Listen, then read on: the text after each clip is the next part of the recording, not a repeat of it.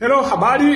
Leo nitakuletea vyakula ambavyo ukivitumia vitaweza kupunguza kiungulia. Chakula namba moja ambacho utakitumia itapunguza kiungulia. Kwanza ni viazi vitamu. Viazi vitamu vina nyuzi ambazo tunasema ni fiber foods ambayo ni nzuri, zinaimarisha mfumo wa mmeng'enyo wa chakula kirahisi. Lakini namba mbili, kunywa maji ya uvuguvugu. Maji ya uvuguvugu ni mazuri sana ambayo yana neutralize acid, lakini pia yatakusaidia kuondokana na changamoto ya kiungulia. Lakini namba tatu, hakikisha unatumia papai, parachichi na ndizi mbivu. Papai, parachichi na ndizi mbivu ni nzuri sana, ni matunda ambayo yamekuwa yakisaidieni watu wengi kuondokana na changamoto ya kiungulia.